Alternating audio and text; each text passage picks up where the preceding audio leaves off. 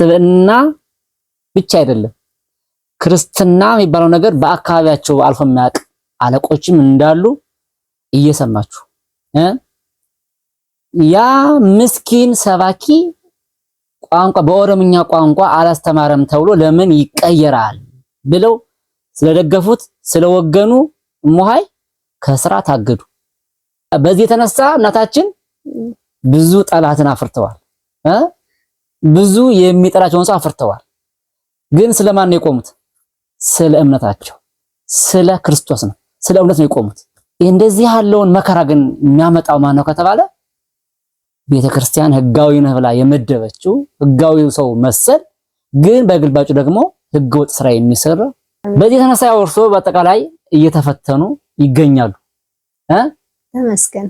ምንድነው ግን አንድ ነገር የሚገርመኝ መምህር እኚህን ሰባኪ ወንጌል ኦሮምኛ አይችሉም ብለው ያስቀየሯቸው አለቃም ሆነ በወቅቱ የነበሩ የሥራ አመራሮች አማራዎች ናቸው፣ ያገሩ ሰው ናቸው። በስመ አብ ወወልድ ወመንፈስ ቅዱስ የአንድ ሀገር ሰው ናቸውና ያው እኔ ታርጌቴ ሁለቱ ማህበረሰብ እንዴት ይሻክራል በሚል ነው። ይሄ ምን ይባላል መሰለህ በሃይማኖት ላይ ቁማር መስራት፣ ንግድ መስራት ኦሮሞ ሲያገኝ ኦሮሞ መስሎ መጨፈር፣ አማራ ሲያገኝ ደግሞ አማራ መስሎ ሆያ ሆየ ማለት ለዛውማን መስቀል ይዞ አሳልማለሁ የሚለው አንዳንዱ አውደላይ ማለት ነው። እግዚአብሔር ቻይ ነው ስንቱን ነገር እንደቻለው 14 ዓመት ካገለግሉበት ቤተክርስቲያን ያለምንም ጥፋት ያለምንም ጉዳት ወይም ደግሞ ያለምንም እንከን ያገለገሉ ባሉበት አጥቢያ ላይ ሳያስቡት ሳያልሙት ድንገት ከዚህ ቦታ ተነስተዋል ተቀይረዋል ተባለ። ይሄ ማለት ደግሞ ቦሌ አራብሳ ደብረ ኃይል ቅዱስ ገብርኤል ማለት ለእርሶ እንደ ልጅም እንደ ወንድምም እንደ አባትም ነው። ለምን ካሉ ብዙ ዋጋ ተከፍሎበታል እዛ ቦታ ላይ ልክ እንደ ልጆችዎት ማለት ነው። እውነት ነው። እና እንዲህ ያረጉ በመጡበት ሁኔታ ላይ ዛሬ ደግሞ ድንገት ሳያስቡት ወዳልጠበቁት ቦታ ተቀይረዋል ሲባሉ በጣም ያሳዝናል። እና በዚህ ጉዳይ እየተነሳ ነው እንደው ላገኘ ይፈልጋለሁ ያሉ አይደለ? እውነት ነው። እንደውስ መጀመሪያ እንደው እዚህ ላይ ምን ተሰማው? መጀመሪያ እንደውስ እንደው ድንገት ሳያስቡት አሁን እዛ ቦታ ላይ ምንም በእርሶ ላይ የተነሳ ጠብ የለም፣ ጭቅጭቅ የለም፣ ጸብ የለም፣ ክርክር የለም አይደለ? በጭራሽ። ግን ይሄ በሌለበት ሁኔታ ድንገት ተነስተው ማሆይ መክሊተ ማርያም ደህና ነዎት? እንዴት ነው ተቀይረዋል እኮ እዚህ ግቢ ምን ይሰራሉ ሲባሉ ያለውን ስሜት እስኪ ይግለጡት። ደብሩ ላይ አይደለም በእርግጥ የሰማሁት። እሺ አጋጣሚ ሆኖ የብፁዕ አባታችን አቡነ ሕርያቆስ እናት አርፈው ወደ ወሳሃና ቀብር ነበርና እኚህ አባት በወቅቱ ከነበሩት የለሚኩራ ክፍለ ከተማ ስራ አስኪያጅ ጋር አብረው መተው ቦታውን ባርከውልን ነበር የሄዱትና አጋጣሚ በዛን ሰዓት እኔ ልጅ ጠፍታብኝ ሚዲያ ላይ ሳይቀር ያፈላለኩኝ ነበርና ከመላኩ ጋር ወሬ ይዤ ነበር እና ልጄን ነው ማስበው እሳቸውንም ለመባረክ ምንም በቃ ማለት እዛ አላወራሁም። ምክንያቱም ሁልጊዜ ፈተና ስለማያጣኝ ባለመከራ ሴት ብለው ስም እስከ መስጠት ደርሰዋልና ያውቀዋለሁ የቆቡ እንደሆነ ያውቀዋለሁ ከእግዚአብሔር ጋር ቁርኝት እንዲኖረኝ ምክንያት እንደሆነ ፈተናዎቼ ብዙ ፈተና አለብኝ። ይሄ ነው የማይባል ብዙ ፈተና አለብኝ። ቤት እስከማጣት ቤቴ እስከመፍረስ ደርሻለሁ። በዚህ ምክንያት ነው ባልልም መንግስት አልነካኝም፣ ግን ያው ፈርሶብኛል። ቤቱ ጥቃት ነው ችለዋለሁ። ቤትን እግዚአብሔር ነው የሚሰራው፣ መልሶ የሚሰራልኛል አምናለሁ። ብዙ ነገር አለና የማገኘው ደሞዝና የቤት ክራይ የምከፍለው እኩል ነው። ከየት ያመጣሽ ነው የሚረዳሽ ሰው አለ ወይ እስክባል ማለት ነው። እኔ ግን እንደነገርኩት ያው ሰዎች አንድ 3 ሰዎች ቤት ሰራለሁኝ። አንደኛው ጋር ልብስ አጥብላቸዋለሁ፣ ያው በማሽን ነው። 2ቱ ጋር ምግብ ነው ማበስልላቸው። እነሱ መነኩሴ ልሆን ምን ይሁን አያውቁም። ያው የሚያዩኝ ሁሌ ባለማይ ልብስ ነውና ያን ሁሉ ውስጤ እኔ በጥርሴ ነው የምሸፍነው። ከጓደኞቼ ጋርም ሳሳልፍም አያውቁትም። 1-2ቱ ብቻ በደለላ ውስጥ ስላሉ ያውቃሉ ለሚያገናኙኝና ስራውን ለመስራት የሚያገናኙት ናቸው። አዎ ማለት ሰዎቹንም ሄጄ መሰራባቸው ደህና ሰው መሆን እንዳለባቸው ክርስቲያኖች መሆን እንዳለባቸው ስለምነግራቸው ያው ሰው ያስፈልጋል። ዞሮ ዞሮ ትንሹንም ትልቁንም ጓደኛ ማድረግ ጥሩ ነው እና እኚህ አባት ሲመጡ እኔ ቡራኬ ለማግኘት አልታደልኩም እና ቀብር ሲባል በሰኞ ቀን ነው በ30 ማለት ነው። የካቲት 30 ነው። አሁን መጋቢት አይደለም? አሁን መጋቢት ነን አይደል? አዎ መጋቢት ነን እና የካቲት 30 ነው። አገረ ስብከት ሄድን ከጓደኞቻችን ጋር የተወሰኑ ጓደኛ ሄርኩና ገባው ውስጥ ገባን። አውቶቡሱ ሞልቷል፣ 3ኛ አውቶቡስ ሞልቷል አሉ። ከዛ በቃ ወጣን። አንድ ደብር ጸሐፊ አብረውኛሉ። ወጣንና ሌላ አማራጭ አንድ ሰው ጋር ደውዬ እንደዚህ ሄዳችኋል እንዴ ስል እኛ እኮ ወጣን በ2ኛው መኪና ነው የወጣነው አሉ። ነው አይል እንሄድ አስበን ነበር። በቃ እሺ ብዬ ለጥበቃው ሌላ ምዝገባ ካለ ብዬ ላናግር ሲሄድ ወረቀት ግድግዳ ላይ ተለጥፏልና ስም ዝርዝር አለ ደብዳቤው ሰዶ የሚል ሀገረ ስብከት በር ላይ። አዎ ከዛ አላወኩም እግዚአብሔር በሚያውቀውና የደብሩ አለቃ ጋር አስተዳዳሪ ጋር መላከ ሕይወት ቆይ እዛ ሲያነቡት የእርሶ ስም አለ እዛ ውስጥ? አዎ 17ኛ ደረጃ ላይ ይሄ ከባድ መርዶ ነው። አዎ አላወኩም በወቅቱና ምንድነው ብዬ ስደውልላቸው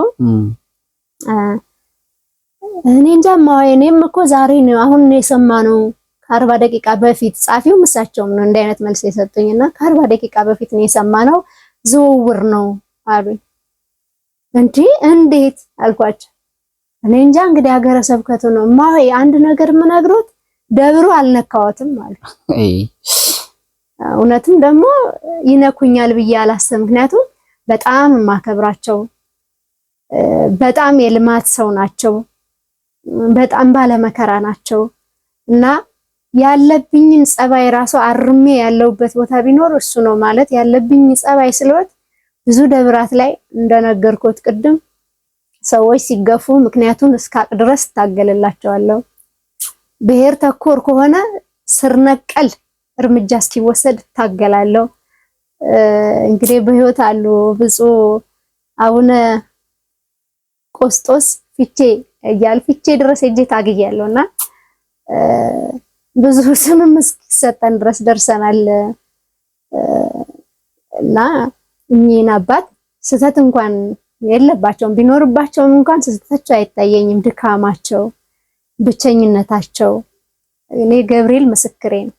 በጣም ነው ማዝንላቸው። በጣም የመሸንገል ምናምን ነገር የለኝም እና ታች ከሳቸው ቀጥለው ያሉትን ክቡር ጻፊያችንንም ክቡር ሂሳብ ሹምም ቁጥጥሩም እንደ ወንድሞቼ ስበሳጭ እጄ ብሶቴን ማወርድባቸው እነሱም ይረዱኛል። ምን ሆነሽ ነው ሲሉኝ ልጆቹ አበሳጭተውኝ ነው ወይ እንደዚህ ነው ላለው እቤት ክራይ እንኳን ሲጎልብኝ ከቁጥጥሩም ከምንም ተበድሬ ከፍዬ መልሼ ምሰጥ ነኝ። በጭራሽ ደብሩ ይነካኛል ብዬ አላስብም። እኔ እንጃ እንግዲህ እግዚአብሔር ነው ውስጡን የሚያውቀውና ደግሞ በሌላ አይን ሳየው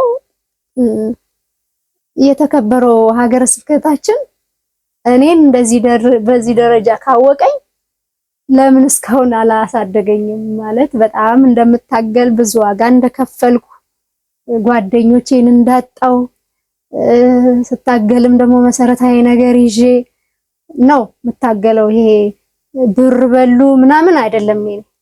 እንደዛ አይነት ነገር እኔ ይብሉ ይስሩ ነው የኔ አቋም። እሱ ኖርማል ነው። እኔ የሰራ ሰው ይብላ ነው ማለት እውነቴን ነው። እና ዘርፎ ነው መብላት ያለበት ወይስ ራሱን ደግሞ ዘርፎ ሳይሆን እኔ ሲዘርፉ አላየሁም። ግን ይብሉ በሉ የሚባል ወሬ እኔ አልቀበልም። ምክንያቱም ሰንበት ትምህርት ቤት ሰብሳቢ ነበርኩኝ። ብር በሉ እንደዚህ እኔ ምንም ቤተክርስቲያኗን ግን ህልውናዋን የሚነካ ከሆነ እኔ አይደለሁም ያኔ ሌላ ሰው ነው የምሆነው።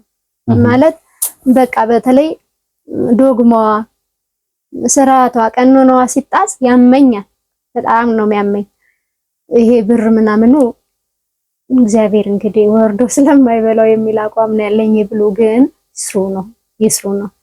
ህልውናዋ ላይ ከመጡብኝ ግን እኔ አይደለሁም እየነገርኩት ነው፣ አላቀውም። እኔ እግዚአብሔር ይቅር ይበለኝ እንግዲህ ስህተትም እየሰራው ነው እስከዛሬ እዚህ ጋር የደረስኩትና የሚመስለኝ እኔ አባቶችን ስካሰስ እንዲስ ብዙ ወዳጅም ሁሉም ጠላትም ያፈራው ይመስለኛል። ምን አይነት ነው የምሰሩት እስከዛሬ ማለት በቃ አያለው ነገሮችን አይና ቤተክርስቲያኗን አደጋ ላይ የጣለ ነገር ወይም የሚጥል ነገር ከሆነ ታገላቸዋለሁ። በጣም ነው የምጨቃጨቀው። ላይም ወጥቼ ካሰሳለሁ ማለት ምሕረት የለም። አዎ ምክንያቱም ለምሳሌ አሁን ኦሮሚያ ላይ ሰራ ነበር፣ እዚህ አዲስ አበባ ላይ እየሰራሁኝ ደሞዝ አልነበረም። 6 አመት ከ8 ወር ደሞዝ አልነበረውም እና ያው ሰዎች አልገቡም ነበርና በዛ ሰዓት ኦሮሚያ ላይ ደግሞ ሄጄ ሰርቼ ነበረ እና እዚህ መንኩሽ ያሉኝም እዛ ነው ካልመነኮሽ ያሉኝ እና እዛ እየሰራው ያለው አንድ ስብከተ ወንጌል ነበሩና ባለሳሳት ስማቸው ዲያቆን ኤልያስ አበበ ይባላሉ። እሳቸውን ሰው የለኝም የሚል ርዕስ አንስተው እያስተማሩ እኔ ቢሮ ውስጥ ነበር ሱቅ ውስጥ ነበር ቁጭ ያልኩትና ማይኩ ማለት ትምህርቱ በጣም ይመስጣል ማለት በቃ ከሰውነት ይለያልና የነበረው ያዳመጥኩኝ ነበር። ድንገት ማይክ መነጠቅ የሆነ ሲቋረጥ ይሰማል። ስወጣ በጣም ጨቃጨቃሉ ተሰብስበዋል። ከሌ አልልም ምንድነው ብዬ ጠጋ ስል አይ እርስዎ የሚያውቁት ነገር የለም አሉኝ። ቢሆንስ ማደ እግዚአብሔር ቀርቦ ሊቋደስ የመጣ ህዝብ አፍሮ መሄድ አለበት፣ ነገ በኋላ መጨቃጨቅ አይቻልም ስል አይደለም ማይ እንደዛ አይደለም ብለው ሲያስረዱኝ ይሄ እኮ ታዲያ ከዚህ ከቀረበው ህዝብ በላይ አይደለም። ምክንያቱ ምንድነው አሉ። ምክንያቱ ተቀይሯል ነው። እሳቸውን አስቀይረናል ነው። እሺ ተቀይረው ሲያበቁ የቅየሬ ደብዳቤ ተሰጥቷቸው ለምን መተው ይሰብካሉ ነው። እሳቸው ደግሞ ወረቀቱ አልደረሰኝም፣ ቢደርሰኝም እኔ ጥያቄ አላቀረብኩም። ሰበካ ጉባኤውም የተወሰኑት አሉ፣ የተወሰኑትም ከሆኑ ብቻ ጥሩ አይሆንም እንደዛ ነገር አለና እኔ ከዛ እዚህ ጋር ግን ገረመኝ። መምህሩ እያስተማረ ባለበት ነው ወደ ምረት ላይ ማይኩን የቀሙት። አዎ ሰው የለኝም የሚል ርዕስ አንስተው ነው። እንደዚህ ደግሞ ደረጋ እንደ በእናታችሁ እግዚኦ መሐረነ ክርስቶስ። ቢያንስ ትምህርቱ ቢያልቅ ምን አለ? ያው ዞር ነው አይደል? ጥያቄ እሱ ነው። ትምህርቱን ጨርሶ እኮ መንገድ ይችላል እኮ። አዎ አሁን በህዝብ ፊት ህዝቡ ተመስጦ እየተማረ ባለበት ማይክ መንጠቅ ማለት ይሄ እኮ ሌላ አረመኔነት ነው። የሌላ እምነት ተከታይ እንደመሆን ነው። አሁን እንደዚህ ያደርጉ ሰዎች አጠቃላይ እዛ ውስጥ የክርስትና ምንነቱ አልገባቸው፣ ግን እዛ ውስጥ አሉ። ገንዘቡን ይበላሉ፣ ደሞዙን ይበላሉ። ግን ሰው ምን ይለኛል፣ እግዚአብሔርስ ምን ይፈርድብኛል የሚለው ነገር ጨርሻ አያውቁትም እንጂ አሁን አንድ መምህር አውደ ምሕረት ላይ ማይክ ይዞ እያስተማረ ህዝብን እየሰበከ ባለበት ዘለህ ማይክ ቀምተህ እዚህ ጋር ምትሰራለህ ተቀይረሃል ብሎ መናገር ይሄ ከየት ነው የሚመደበው? ወደ ክርስትና ወይስ ወደ ሌላ ወደ ወንብድና ወይስ ሌላ አልባሌ ስራ ነው እየተሰራ ያለው እዛ ውስጥ? ወይስ ደግሞ እዛ ውስጥ ያለው ህዝብ ተሸማቆ እንዲወጣ ነው የሚፈልገው? ያሳዝናል። ይኸው እንዲህ ያሉ ግፎች ይሰራሉ። ተመልከቱ። በቃ በየጊዜው አዳዲስ ነገሮች እንሰማለን። እሺ ከዛስ ምንድነው ምክንያቱ ነው እየተባለ ታዲያ? ምክንያቱ በወቅቱ ወንድማችን አጫሉ ሁንዴሳ ህይወቱን ያጣበት ወቅት ነበረ።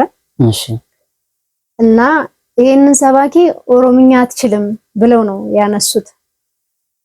ኦሮምኛ አትችልም ብለው የሚያስቀይሩት ግን እውነት የኦሮሞ ተወላጆች ወይም ኦሮሞዎች አይደሉም። የአካባቢው ሰው ጭራሽ ይሄን እንዳላለ ላይ ድረስ አባታችን ብፁዕ አቡነ ቆስጦስ ድረስ ደርሶ የታየ ጉዳይ ነው። እኔም በወቅቱ የነበሩትን አለቃ በነገራችን ላይ ግን እዚች ጋር ነጥዋን ያዛት ማይኩን የቀማው ሰው አለቃው ነው ወይስ ሌላ ሰው ነው? አለቃው ያው አሉ ቆመዋል። ግን የቀሙት ሌሎች ናቸው። የሰበካ ጉባኤ ተወካዮች ናቸው። የምዕመናን ተወካያ ማይክ ቀሚው እሳቸው ናቸው። የላከው ግን አለቃ ነው በእርግጠኝነት ማለት ነው። እኔ እሱን አላውቅም። ተው እንጂ እነሱ እኮ ደፍራ አይጎም እዚሁ ሳይጎም እነሱ ከኋላ በሆነ ነገር ካልተሞሉ በስተቀር ምዕመናን በዚህ ደረጃ ድፍረት የላቸውም። ግን እርግጠኛ ነኝ እዛ ውስጥ ያለቃው እጅ አለበት። አለቃው በቃ እንዲህ አድርጉ ግቡና ማይኩን ቀሙ ተብለዋል። ምክንያቱም እዛው አለ አለቃው አብሮ። ያ ቢሆንማ አለቃው ተው ይል ነበር አሉ። ሁሉም አሉ እና ዝም ብለው ያሉት አንዴ እሳቸው ዝም ብለው ያሉ እሳቸው ከሌሉበት ምንም ቢሆን እኮ ኃላፊ ናቸው አይደል እንዴ? እንደዚህ ያሉ ኢአማንያን ቤተክርስቲያን ውስጥ አሉ ነው የምልህ። እየሰማህ እሺ። ከዛ እኔም ጥያቄ ጠየቅኩ። ለምን ይሆናል? ምክንያቱም ምንድነው? የኔ ጀግናነት ተሰይ አይ ጀግናነት ሆኖ ሳይሆን ክርስትናዋ ራሷ ታስጨንቃለች። ውስጥ ላይ ያለ ነገር አለና እኔ ክርስቲያን ሆኜ ሳይሆን በቃ ምን ያላቅ የሚያስገድደኝ ነገር አለ ውስጤ ላይና እጅግ በጣም ጥሩ አልነበርኩም። ጠየቅኩኝ። የሰበካ ጉባኤ ተወካይ ደግሞ አለች። የአቶ ዳዲ ቡርቃ ልጅ ነችና ባለሀብቶች ናቸው። ቤተክርስቲያን ስትሰራ ነው እዛው ባሏን ሰው ነው ያጣችው። እዛው ሲሰራ ሲቆፍር ነው ወድቆ በህይወት የተለያትና በጣም ቀናተኛ ነች ለቤተክርስቲያን። አሁን ድረስ የገጠር ቤተክርስቲያኖችን ከተማ ላይ አረዳም ብላ ከወንድሞቿ እያስተባበረች አሁን በቅርብ የ600,000 ብር ብረት ነው ወደ ወንጪ ቤተክርስቲያን ወንጪ ላይ ሀይቃላ እዛ አካባቢ የላኩትና በጣም ጥልቅ ክርስቲያኖች ናቸው። የሆነ በቃ የማይታያላር እኔ ምስክር ነኝ ለነሱ ሙሉ ቤተሰቡ ሙሉ እና ቅድም ስናወራ ኤስኤምሲ ሚካኤል ቦታ የሰጡ በኮሚቴነት ያገለገሉ አሁንም እዛው አካባቢ ያሉ ናቸው። እቺም እህቴ አሁን እዛ ሚካኤል ጋር ቤት ሰርታ ፎቅ ሰርታ እዛው ነበር የምትኖረውና በጣም ታገለች። ለምንድን ነው ከዚህ ቦታ ላይ አሁን ካሉት ቦታ ላይ መስራች ናት። ያው ማለቴ የቤተክርስቲያን በቃ ሙሉ ለሙሉ ተካይ ናት። እሺ አባቶች ጋር ሆና ማለት ነው። እና እሷ ባለችበት ማይኬ ተቀማው አይ መጣች መሰለኝ። እሷ እኔ ስወጣ አልነበረችም። ያው እውነቱን አይደለም እናወራው። ከዛ በኋላ እዛው ደብር ላይ ትቆይ ከይቱን እኔ ከቢሮ ነው የወጣሁት። ከሱቅ ውስጥ ሽያጭ ሰራተኛ ነበር። ከዛ ወጣን። ሁለታችንም ጥያቄያችን አንድ አይነት ነው የሆነው። ለካ እነሱ ሲቋሰሉ ቆይተዋል። እኔ አላቅም ብዙም አልሄድም። እኔ ስራዬ ላይ እገኛለሁ። ስራዬን ሱቁን ዘግቼ ወደ ቤቴ ነው የምመጣው። አልገኝም ምክንያቱም ልጆች ስላሉ ወደ ቤት ነው የምመጣው። በዛ ጥያቄ ስጠይቅ የተሰጠኝ መልስ እኔንም አቆሰለኝ። ሲያቆስለኝ ቀጥታ ብዙ አባታችን ጋር ትራንስፖርት ያዝንና አንድ ሁለት ቄስ ጨምረን ኦሮምኛ ስለማይችል ነው በስማን ሲሰብክ ኦሮምኛ ስለማይሰብክ ነው ተባሉ። ከዛ ይሄ ደግሞ እርሱን አቁስሎኛል። አንደኛ እንዴት ይባላል እንደዚህ? አንደኛ ወቅቱን እንግዲህ ማሰብ ነው።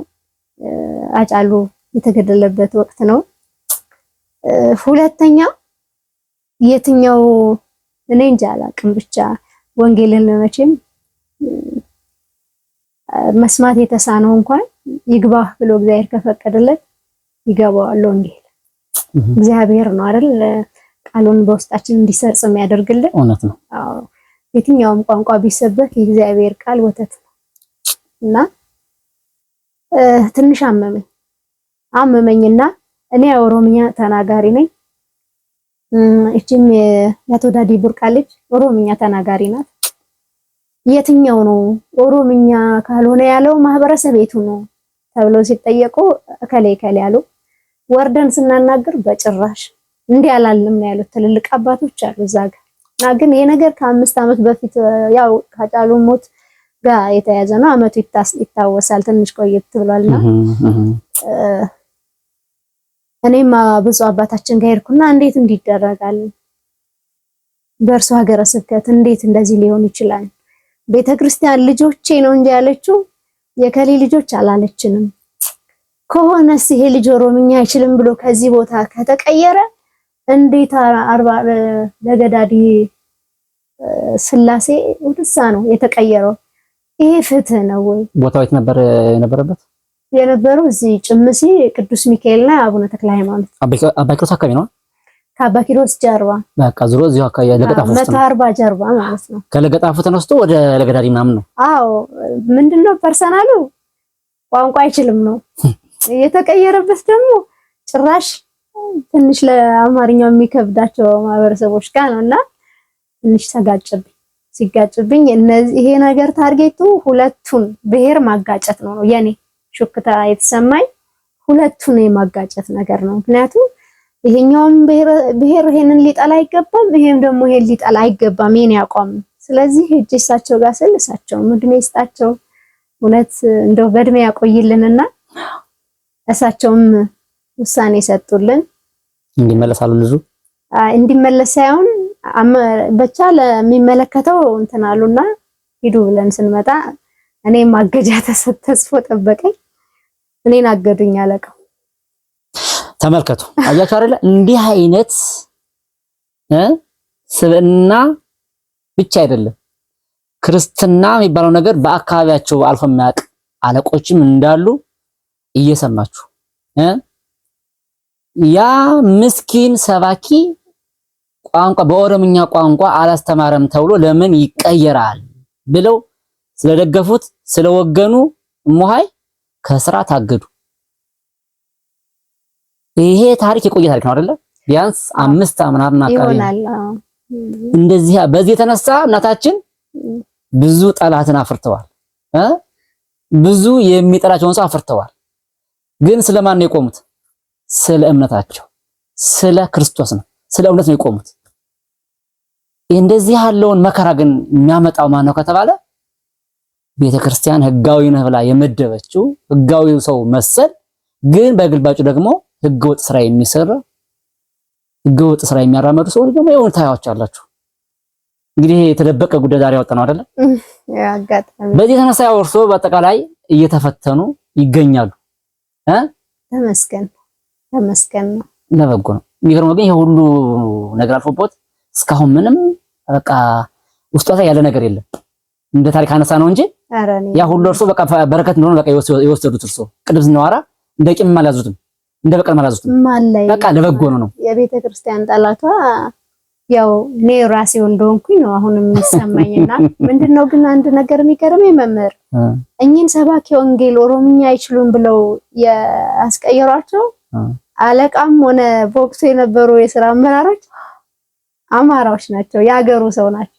በስመ አብ ወወልድ ወመንፈስ ቅዱስ የአንድ ሀገር ሰው ናቸውና ያው እኔ ታርጌቴ ሁለቱ ማህበረሰብ እንዴት ይሻክራል በሚል ነው። ይሄ ምን ይባላል መሰለው በሃይማኖት ላይ ቁማር መስራት፣ ንግድ መስራት ኦሮሞ ሲያገኝ ኦሮሞ መስሎ መጨፈር፣ አማራ ሲያገኝ ደግሞ አማራ መስሎ ሆያ ሆየ ማለት፣ ለዛው ማን መስቀል ይዞ አሳልማለሁ የሚለው አንዳንዱ አውደላይ ማለት ነው።